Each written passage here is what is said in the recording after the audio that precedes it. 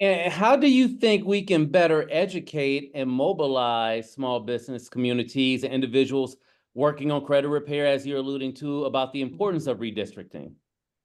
I think Because workshop, you just mentioned a lot of people had never heard of redistricting never. until Never. recently.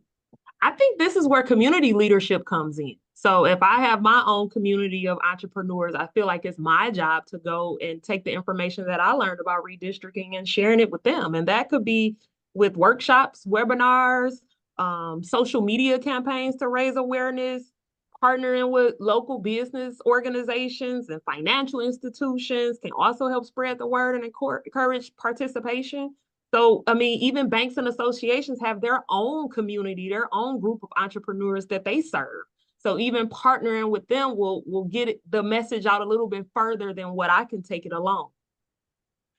And what changes would you like to see in the future and future efforts to better support small businesses and economic equity in Michigan? I would like to personally see more targeted outreach to small business communities. The messaging is for everybody, but I think sometimes you have to speak to us, right? You have to speak to all of these different communities in a way where I don't even know you're talking to anybody else. I would specifically want you to talk to me. And just having a greater emphasis on understanding our needs. Additionally, creating advisory boards and small business owners can provide valuable insight and ensure that our voices are heard. I would like to sit on that panel if 100%. it's created. 100%, Ebony. Here's another question for you, please. How Okay. can the commission leverage influencers like yourself to Mm-hmm. reach more residents and encourage participation in the redistricting process? I, well, I think influencers can be powerful, but I also think that people think that influencers are only used to push a product, to get sales. And that's not the case. I mean, we can use our voice to speak to policies like this that are important for our communities. But I think by partnering with influencers, the commissions can tap into established networks and use relatable voices to educate and motivate residents to participate in the redistricting process. I think a lot of times people like to hear from people that look like them, hear from people that live in their communities, and also hear from people that they trust. Being relatable is crucial. Ebony, thank you. Let's open up to questions from our audience. I believe we may have one or two and see Okay. what folks are asking and then get that perspective. Let's see what we have here. Panelists, did you see any questions that caught your attention right away that you would like to address? Yeah, I saw one thing that mentioned the Detroit City Council redistricting. I just want to point out that is a separate process than what we're doing right now. This commission draws Michigan's 13 congressional districts, 110 House districts, and 38 Senate districts.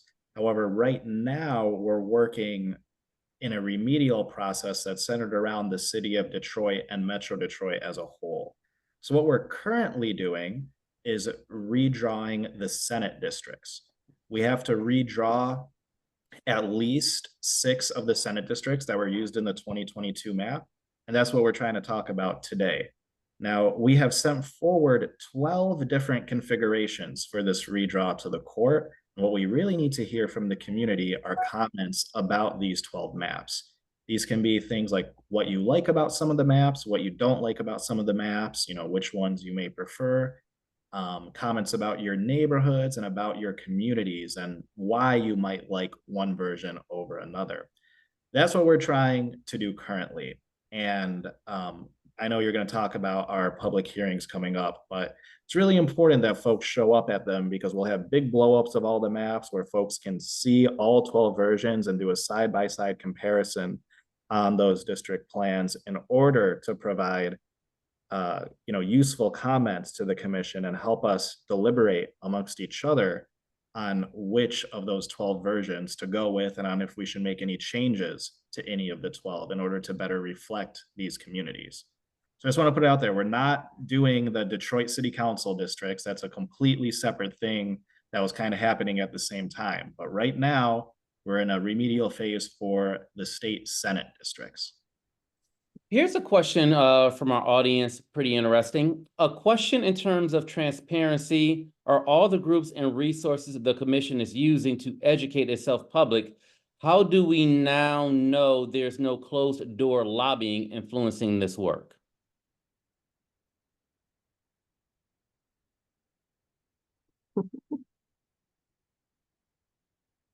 We have to get the commissioner unmuted once again.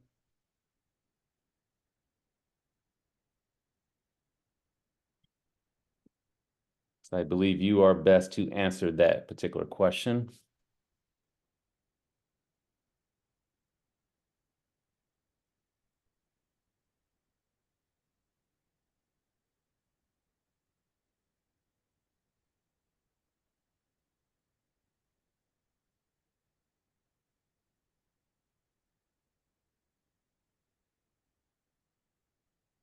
Okay, I'm sorry, folks. I'm so used to muting myself when I'm not talking on these Zoom meetings. And Yeah. that's causing us trouble.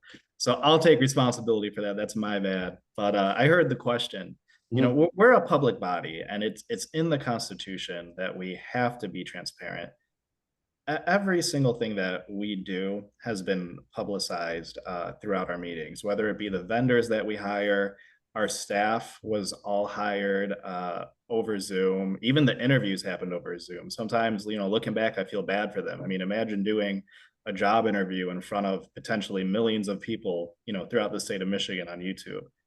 And then all of the comments that we get are also published on the portal. So, you know, the public sees what we see. And you know, I hope that, and the public can also see, you know, all the people that come to the meetings, whether it be an advocacy group or an individual that may provide comments. That's all public knowledge. So we're trying to be as public facing as possible to make sure that this is a, you know, a transparent process like we spoke about before. Okay, Commissioner, thank you. To you, Commissioner, and the panelists, do you have any final thoughts before I announce the upcoming meetings? I'd say just in general for anybody who is listening in, we just hope to hear from your input, and we just hope to hear from the commission as they incorporate all of this public feedback and just arrive to a map that is, you know, fair for the Voting Rights Act, complies with communities of interest, and make sure that it gives voters partisan fairness across all districts. Okay. Yeah, and I'll just add, you know, one of the strengths of this commission and one of the things that allows us to ensure that we adopt fair districts at the end of the day is our structure. And it's a little bit of a unique structure. We have 4 folks who identify as Democrats, 4 who identify as Republicans, and 5 who identify as independents. I happen to be one of the independents on the commission. But within these numbers, the 4, 4, and 5, in order to pass anything into law, it needs to get at least 2 votes from each group. Meaning we need 2 votes from the Republican commissioners, 2 votes from the Democratic commissioners, and 2 votes from the independent commissioners, as well as 1 more in order to get to 7, the majority, in order to pass anything into law.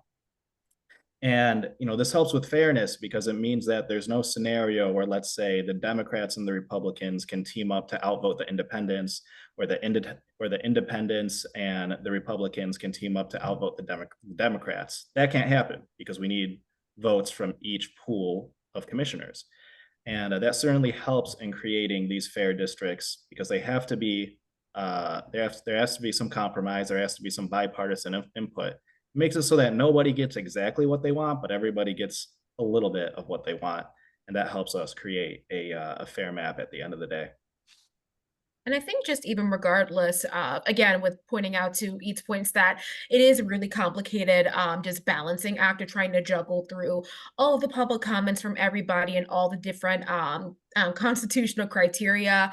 But this is, again, something that Michiganders voted for back in 2018 with overwhelming support. And it is still so much better than what we had previously, where the maps are basically drawn behind closed doors, where no public input was accepted at all. So I really, again, encourage all of you to learn as much as you can and take part in this historic process. Absolutely. And I'm just excited to learn about the YouTube page that I can go back and watch old videos. So I'm excited about that. It's always good to go back and watch a second or third time indeed. Commissioner, as you alluded to, there are some public meetings that are coming up, so we want to throw those out there. It's a good opportunity for you to get involved, share your input on the process. The first one, June 11th, public hearing at Detroit Cass Tech High School, 2501 2nd Avenue in Detroit, from 10 a.m. to 3 p.m., a lunch break from 12:30 to 1:30. Then the public hearing will resume from 4 p.m. to 7 p.m. June 12th at Detroit King High School, 3200 East Lafayette in Detroit. Same times, 10 a.m. to 3 p.m., lunch break 12:30 to 1:30, and then the continuation from 4 p.m. to 7 p.m. And then the final, June 13th, public hearing at Detroit Renaissance High School, 6565 West Otter Drive in Detroit, 10 a.m. to 3 p.m., lunch break at 12:30 to 1:30, and then the resume of the public hearing from 4 p.m. to 7 p.m. You are highly encouraged to attend and make sure your voice is heard. Once again, I would like to thank everyone on the panel for a fantastic discussion. Commissioner Anthony Eid, Ebony Cochran, and Allison Grigsby, thank you for your insight and your contributions tonight.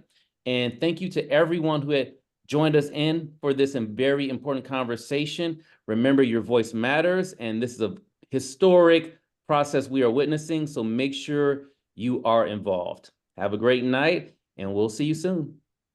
Thank you so Bye. much, everybody. Bye now. Come through to the meetings.